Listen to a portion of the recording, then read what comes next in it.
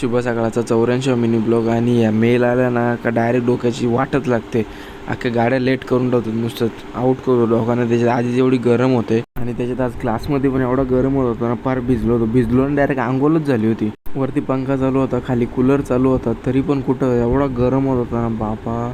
फार वाट लागली. वाट आज जाम बेकार काम झालं होतं. असं वाटतं गुदमरतो आता मी इथंच. आता नाही बसवत, मी चाललो घरी बाबा.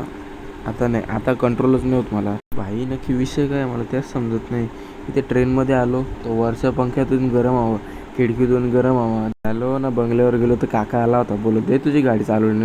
गाडी घेऊन गेलो बाजारात, मस्त फिरलो आणि मग गेलो परत बंगल्यावर गाडी द्यायला त्याला. मी एकटाच नव्हतो, आत्ताच ना काम होता म्हणून आलो. त्याला बोलू शेटकडे जाऊ, काय बोलतो बघू आता. माणूसचा पैसा संपलाय पैसा.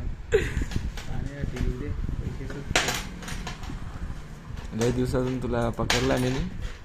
व्लॉग बनवण्यासाठी नुसता शोधत असतो फोन लागून.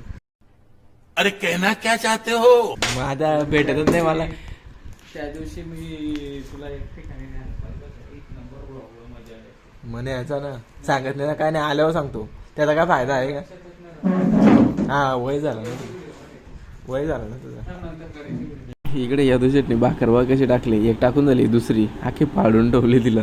जाऊ दे, ट्राय केला, बरोबर आहे. करत रे.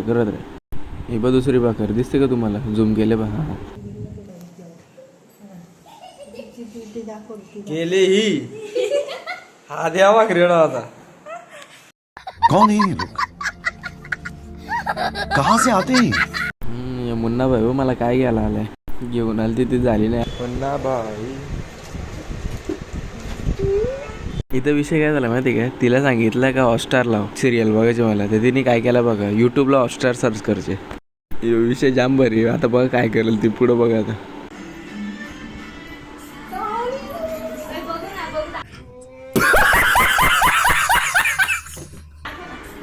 परत मुन्ना परत.